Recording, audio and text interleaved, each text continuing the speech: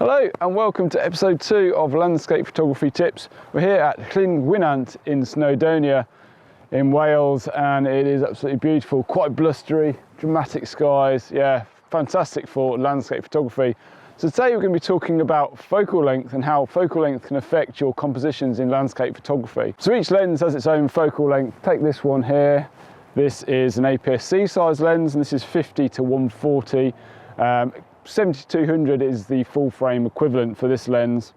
Now it's measured in millimeters and it's not the overall dimension of the lens, it's measured from the point where the light converges to the front of the sensor. So as you zoom in on a lens, that point of conversion moves further away from the sensor, and that gives us our focal length, our dimension in millimeters. So how does focal length affect a photograph? Well, the further we zoom in, the narrower our field of view becomes, and the further we zoom out, the wider our zoom will be.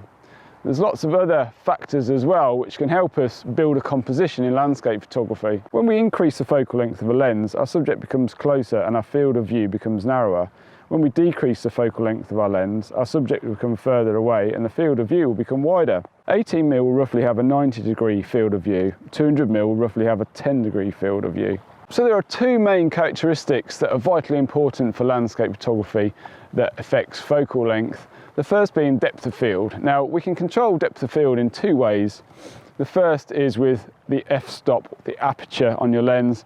This ranges from f2.8 to f22, but we can also change the depth of field by adjusting our focal length. So depth of field is basically the distance between our nearest and furthest objects in a scene which appear acceptably sharp, and we can control this by two ways really: adjusting our aperture and also adjusting our field of view. So the wider we are, generally speaking, we'll have more depth of field.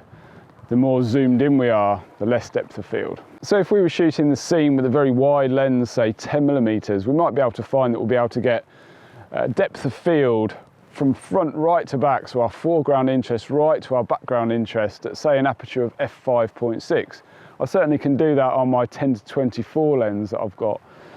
But if we were to shoot the same scene with a telephoto lens such as this, 200mm, our depth of field would be very, very narrow indeed, probably only a few feet depending on where we were focusing in the scene.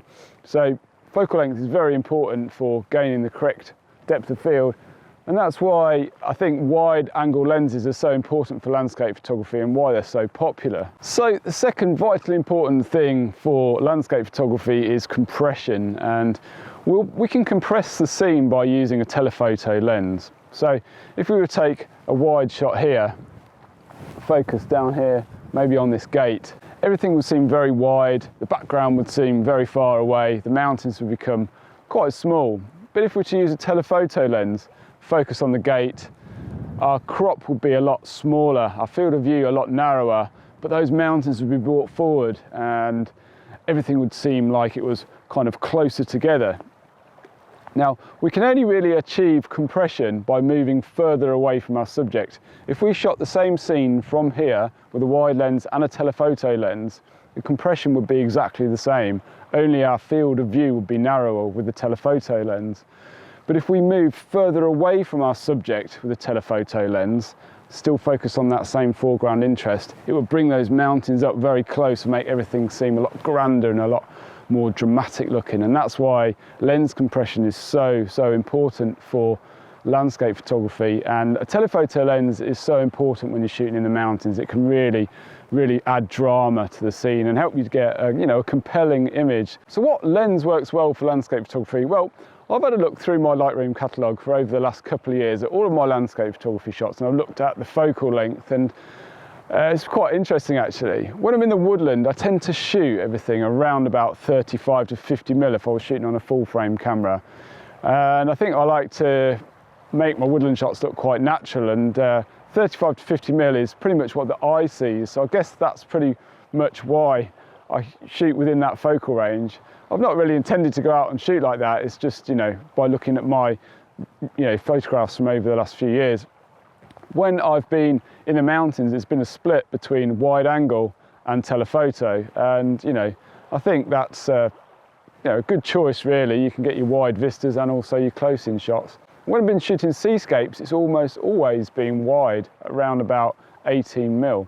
So yeah, quite interesting results. So there's not really a typical lens for landscape photography because everybody shoots differently and everybody's got their own artistic kind of stamp they want to put on the image, and that's what's so great about landscape photography. You might like shooting wide and you might want to accentuate those foreground interests. You might want to show the drama of the hills up close. It all depends on how you want to shoot. If I was going to suggest buying two lenses, it would definitely be a wide lens and a telephoto lens. So guys, that's it for today's episode, all about focal length and landscape photography. I hope you really enjoyed it. Hope you got something from it. If you've got anything you want to discuss or any questions you want to ask, please drop them in the comments below. I'll get back to every single comment that's dropped down there. If you liked it, please hit the thumbs up. If you haven't done so already, please consider subscribing and all that good stuff. Okay guys, until next time, see you later.